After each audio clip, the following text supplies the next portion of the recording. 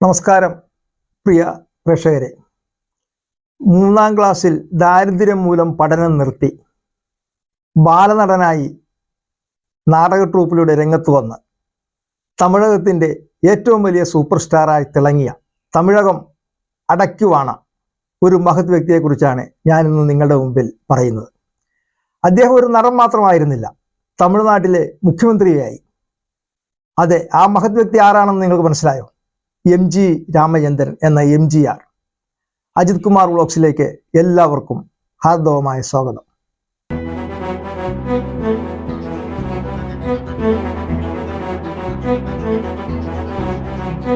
പാലക്കാട് ഗോപാലമേനോന്റെയും മരുത്തൂർ സത്യഭാമയുടെയും മകനായി 1917 ജനുവരി 17 രാമചന്ദ്രൻ ജനിക്കുന്നത്. രാമചന്ദ്രൻ ജനിച്ച് 2-3 വർഷം കഴിഞ്ഞപ്പോൾ അച്ഛൻ മരിക്കുകയാണ്.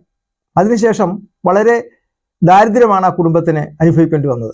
അമ്മ വീട്ടുജോലിയൊക്കെ ചെയ്താണ് അദ്ദേഹത്തെ വളർത്തിയത്. ചെറുപ്പത്തിലെ തന്നെ വാൾപ്പയറ്റും കുതിരസവാരിയും ഇദ്ദേഹം പഠിച്ചു. ആയോധന കലകളിൽ വളരെ നിപുണനായിരുന്നു. അങ്ങനെയാണ് നാടക ട്രൂപ്പിൽ ചേരുന്നത്. അങ്ങനെ നാടക ട്രൂപ്പിൽ ബാലനടനായി അഭിനയിക്കുമായിരുന്നു.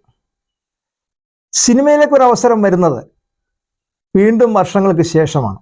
അതും സതി ലീലാവതി എന്ന ചിത്രം. അതിൽ ഒരു സബ് ഇൻസ്പെക്ടറായിട്ടായിരുന്നു ആദ്യം മുഖം കാണിച്ചത്. ആ ചിത്രം സാമ്പത്തികമായി അധികം രക്ഷപ്പെട്ടില്ല. വീണ്ടും അദ്ദേഹത്തിന് കാത്തിരിക്കേണ്ടി വന്നു. അദ്ദേഹത്തിന് കിട്ടിയ നായകവേഷം 1951 പുറത്തിറങ്ങിയ മന്ത്രികുമാരനിലായിരുന്നു. അതിൽ നായകവേഷമാണ് അദ്ദേഹം കൈകാര്യം ചെയ്തത്. അതോടെ അദ്ദേഹം നടനെന്ന നിലയിൽ തമിഴ്നാട്ടിൽ വളരെ സുപരിചിതനായി തീർന്നു. 1952 പുറത്തിറങ്ങിയ ഗുണ്ടൂർക്കിളി എന്ന ചിത്രം ഇദ്ദേഹത്തിൻ്റെ അഭിനയ ജീവിതത്തിലെ ഒരു വഴിത്തിരിവായിരുന്നു. അതിലൊരു പ്രധാന സംഭവം എന്താണെന്ന് വെച്ചാൽ, അന്നത്തെ മറ്റൊരു പ്രധാന നടനായിരുന്നു ശിവാജി ഗണേശൻ. ഇദ്ദേഹത്തെ പോലെ തന്നെ നായക സ്ഥാനം അലങ്കരിക്കുന്ന ഒരു നടനായിരുന്നു. അദ്ദേഹം ഈ സിനിമയിൽ വില്ലനായിട്ട് അഭിനയിച്ചു, നായകനായിട്ട് MGR. ആ പടം വളരെ വിജയിച്ചെങ്കിലും മദ്രാസിൽ വളരെ കോലാഹലങ്ങളുണ്ടായി. കാരണം രണ്ടുപേർക്കും ആരാധകരുണ്ട്. ആരാധകർ തമ്മിൽ ഏറ്റുമുട്ടലും പ്രശ്നങ്ങളും ഒക്കെ വന്നത് കാരണം പിന്നീട് ഒന്നിച്ചൊരു ചിത്രം ഇവർ ചെയ്തിട്ടില്ല എന്നുള്ളതാണ് സത്യം. പിന്നീട് ഇദ്ദേഹം ചെയ്ത ചിത്രങ്ങളിൽ ഒന്നും ശിവാജി ഗണേശൻ ഉണ്ടായിരുന്നില്ല. അതുപോലെ തമിഴിൽ 6 മാസം തുടർച്ചയായി തിയേറ്ററിലോടിയ ചിത്രത്തിൽ അഭിനയിക്കാനുള്ള ഭാഗ്യവും കിട്ടിയതും MGR തന്നെയാണ്. ഉലകും ചുറ്റും ബാലീവൻ 6 മാസമാണ് ഒരു തിയേറ്ററിൽ പടം ഓടിയത്. അതിനിടയിൽ ഇദ്ദേഹം ധാരാളം ചിത്രങ്ങൾ അഭിനയിച്ചു. ആ സിനിമയുടെ അഭിനയം മാത്രമല്ല ഇദ്ദേഹം ചെയ്തില്ല, നിർമ്മാതാവുമായിരുന്നു. പടം സംവിധാനം ചെയ്തിട്ടുണ്ട്. അടിമപ്പൻ സംവിധാനം ചെയ്ത ഇദ്ദേഹമാണ്. അങ്ങനെ 2-3 ചിത്രങ്ങൾ ഇദ്ദേഹം സംവിധാനം ചെയ്തു. ഉലകും ചുറ്റും ബാലീവൻ, അതിന്റെ സംവിധാനം ഇദ്ദേഹമായിരുന്നു. മലയാള ചിത്രത്തിൽ ഒരെണ്ണത്തിൽ മാത്രമേ അഭിനയിച്ചിട്ടുള്ളൂ, ജനോവ. അതത്ര സാമ്പത്തികമായി വിജയിച്ചില്ല. അത് കാരണം അദ്ദേഹം വീണ്ടും തമിഴിലോട്ട് പോവുകയായിരുന്നു. 60ഓളം നായികമാർ ഇദ്ദേഹത്തോടൊപ്പം അഭിനയിച്ചിട്ടുണ്ട്. പക്ഷെ അതിൽ ഏറ്റവും കൂടുതൽ അദ്ദേഹം അഭിനയിച്ചിരിക്കുന്നത് ജയലളിതയോടൊപ്പമാണ്. ജയലളിതയോടൊപ്പം അഭിനയിച്ച എല്ലാ ചിത്രങ്ങളും ഹിറ്റായിരുന്നു. 130 ചിത്രങ്ങളാണ് അദ്ദേഹം അഭിനയിച്ചിട്ടുള്ളത്. അന്ന് അദ്ദേഹത്തിൻ്റെ പ്രതിഫലം 8 ലക്ഷം രൂപയായിരുന്നു. ഇതിൽ അദ്ദേഹം 2 ലക്ഷം സ്വന്തം ഉപയോഗത്തിലെടുത്തിട്ട് ബാക്കി 6 ലക്ഷം ജനങ്ങൾക്ക് സംഭാവന ചെയ്യുന്ന ഒരാളായിരുന്നു. അതായത് പാവപ്പെട്ടവർക്കും വിവാഹം കഴിക്കാൻ ബുദ്ധിമുട്ടുള്ള പെണ്ണുങ്ങളെ കല്യാണം കഴിച്ചു കൊടുക്കുക, അതുപോലെ ഭക്ഷണത്തിന് ബുദ്ധിമുട്ടുള്ളവർക്ക് ആഹാരം കൊടുക്കുക, മരുന്ന് കൊണ്ട് സഹായിക്കുക, വീട് വെച്ച് കൊടുക്കുക. ഇതൊക്കെയായിരുന്നു അദ്ദേഹത്തിൻ്റെ ഒരു സ്വഭാവ രീതി. അതുകൊണ്ട് തന്നെയാണ് അദ്ദേഹം തമിഴരുടെ കൺകണ്ട ദൈവമായത്. തമിഴ്നാട്ടിൽ ചെന്ന് അദ്ദേഹത്തെ കുറ്റം പറയാൻ ശ്രദ്ധിക്കാൻ നോക്കും. മലയാളത്തിലെ പോലെയല്ല. മലയാളത്തിൽ ഒരു നടനെ പറഞ്ഞാലും പ്രശ്നമില്ല. അവിടെ അത് തന്നെയല്ല, വേറൊരു പ്രത്യേകത ഉണ്ടായിരുന്നു ഇദ്ദേഹത്തിൻ്റെ സിനിമയിൽ. ഇദ്ദേഹം ഒരിക്കലും മദ്യപിച്ച് അഭിനയിച്ചിട്ടില്ല, സിഗരറ്റ് വലിച്ച് അഭിനയിക്കില്ല.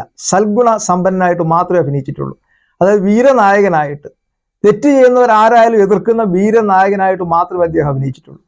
ഒരു സംഘടനത്തിലും ഒരു കഥാപാത്രത്തിൽ പോലും അദ്ദേഹം തോൽവി അനുഭവിച്ചിട്ടുമില്ല. അതായിരുന്നു MGR നടൻ്റെ ഒരു പ്രത്യേകത. അത് അദ്ദേഹത്തിൻ്റെ ഇതുകൊണ്ടല്ല, അത് ജനങ്ങൾ പ്രശ്നമുണ്ടാക്കും എന്നുള്ള കാര്യം. തമിഴ്നാട്ടിൽ ഉണ്ടായ ഒരു സംഭവം ഈ സമയത്ത് ഞാൻ വായിച്ച് ഓർമ്മയിൽ വരികയാണ്. തമിഴ്നാട്ടിൽ അദ്ദേഹത്തിന് ഒരു ചിത്രം തിയേറ്ററിൽ ഓടുന്നു. അപ്പോൾ ഒരു വില്ലനുമായിട്ടൊരു സംഘടന നടക്കുന്നു. MN നമ്പ്യാറാണ് അതിൽ വില്ലൻ. ആ സമയത്ത് ഇദ്ദേഹത്തെ പരാജയപ്പെടുത്തുന്ന രംഗം വരുന്നു. ആ സമയത്ത് ഒരു പ്രേക്ഷകൻ ഉണ്ടായിരുന്നു അദ്ദേഹം ഒരു കഠാരി എടുത്ത് സ്ക്രീനിലോട്ട് പറഞ്ഞൊരു സംഭവം ഞാൻ വായിച്ചിട്ടുണ്ട്. അപ്പോൾ ആലോചിച്ച് നോക്കൂ, സാധാരണ ജനങ്ങളുടെ മനസ്സിൽ എന്തുമാത്രം സ്ഥാനം അദ്ദേഹത്തിനുണ്ടായിരുന്നു എന്ന്. MGR ഷൂട്ടിങ്ങിന് എത്തിയാൽ അവിടെ വൻ ജലാവലി അദ്ദേഹത്തെ കാണുവാൻ വേണ്ടി എത്തും. അപ്പോൾ ചുറ്റും ബാരിക്കേഡ് വെച്ച് നിർമ്മിച്ച് പുറത്തോട്ട് കടക്കാത്ത രീതിയിലാണ് ഷൂട്ടിംഗ് നടക്കുന്നതെങ്കിലും അതെല്ലാം ഭേദിച്ച് അദ്ദേഹത്തിന് സമയം കിട്ടുന്ന സമയത്ത് അദ്ദേഹം പുറത്തോട്ട് ഇറങ്ങും. പുറത്തേക്ക് ജനങ്ങളുടെ ഇടയിൽ, അവരുടെ ഇടയിൽ ചെന്ന് അവരോട് സംസാരിച്ചതിന് ശേഷമേ അദ്ദേഹം പോവുള്ളൂ. അദ്ദേഹത്തെ കാണാൻ വരുന്ന ആരെയും അദ്ദേഹം നിരാശപ്പെടുത്തിയിട്ടില്ല. അപ്പോൾ അങ്ങനെ ഒരിക്കൽ ചെന്നപ്പോൾ ഒരു പ്രായം ചെന്നൊരു സ്ത്രീ, ആ സ്ത്രീയോട് MGR ചോദിച്ചു, അമ്മയ്ക്ക് എത്ര മക്കളുണ്ട് എന്ന് ചോദിച്ചു. ഇവിടെ ഇദ്ദേഹത്തിന് മലയാളം അറിയാം കേട്ടോ, ഇദ്ദേഹം ശരിക്കും പറയാൻ പാലക്കാട് കുറേ ആളുണ്ടായിരുന്നത്. അപ്പോൾ എത്ര മക്കളുണ്ടായിരുന്നു ചോദിച്ചപ്പോൾ ഉണ്ടെന്ന് ചോദിച്ചപ്പോൾ 2 മക്കളുണ്ടെന്ന് പറഞ്ഞു. അപ്പോൾ ഒരു മകൻ എന്ത് ചെയ്യുന്നു, ഒരു മകൻ ഇന്ന സ്ഥലത്ത് ജോലിയാണോ, അവൻ്റെ കൂടെയാണ് താമസിക്കുന്നത്. വേറൊരു മകൻ എന്ത് ചെയ്യുന്നു എന്ന് ചോദിച്ചപ്പോൾ ആ അമ്മ പറഞ്ഞു, ഒരു മകൻ നീയാണ് എൻ്റെ മറ്റേ മകൻ എന്നാണ് പറഞ്ഞത്. അപ്പോൾ ആലോചിച്ച് നോക്കുക, നമ്മൾ ആ അമ്മയുടെ മനസ്സിൽ അതുപോലെ എത്രയോ അമ്മമാരുണ്ടാവും അദ്ദേഹത്തെ ദൈവതുല്യം സ്നേഹിക്കുന്ന, മക്കളായിട്ട് കാണുന്ന, മകനായിട്ട് കാണുന്ന എത്രയോ ആൾക്കാരുണ്ട്. അതൊരു വേറൊരു നടനും കിട്ടിയിട്ടില്ല എന്നുള്ളതാണ് ഒരു സത്യം. 1967 ജനുവരി 12 തമിഴ്നാട് ജനതയെ സ്തംഭിക്കുന്ന ഒരു സംഭവം ഉണ്ടായി. അത് ഇദ്ദേഹത്തിൻ്റെ സഹപ്രവർത്തകനായിരുന്ന MR രാധ ഇദ്ദേഹത്തെ വെടിവെക്കുകയുണ്ടായി. അതെന്തോ രാഷ്ട്രീയ കാര്യം പറഞ്ഞെന്തോ തർക്കമുണ്ടായി. അദ്ദേഹം പ്രതീക്ഷിച്ചില്ല, പെട്ടെന്ന് തോക്കെടുത്ത് MR രാധ വെടിവെക്കുകയായിരുന്നു. പക്ഷേ ആ വെടി കാര്യമായിട്ട് ഏറ്റില്ല. അദ്ദേഹം ഒഴിഞ്ഞു മാറിയതുകൊണ്ട് ചെറിയ രീതിയിൽ ചെവി തുളച്ച് ചെവിയുടെ സൈഡിൽ കൂടി അങ്ങ് പോയി. അതിനുശേഷം പിന്നെ അദ്ദേഹം അഭിനയിക്കുമ്പോൾ അദ്ദേഹത്തിൻ്റെ ശബ്ദത്തിനൊരു മാറ്റം ഉണ്ടായിരുന്നു. ആ നേരത്തെ ഉണ്ടായിരുന്ന ശബ്ദത്തിൽ സ്വല്പം വ്യത്യാസം ഉണ്ടായിരുന്നു, അത് മാത്രമേ ഉണ്ടായിരുന്നുള്ളൂ. പക്ഷേ എന്നിട്ടും MR രാധയോട് അദ്ദേഹം വൈരാഗ്യം കാണിച്ചില്ല എന്നുള്ളതാണ് സത്യം. കേസെടുക്കണ്ട, എനിക്ക് പരാതിയില്ലെന്നാണ് പറഞ്ഞത്. അതാണ് അങ്ങനത്തെ ഒരു വലിയ മനസ്സിൻ്റെ ഉടമയായിരുന്നു അദ്ദേഹം. 77 അദ്ദേഹം നമ്മുടെ തമിഴ്നാടിൻ്റെ മുഖ്യമന്ത്രിയായി സ്ഥാനം ഏറ്റെടുക്കുകയാണ്. ഭരത് അവാർഡടക്കം ധാരാളം അവാർഡുകൾ ഇദ്ദേഹത്തിന് ലഭിച്ചിട്ടുണ്ട്.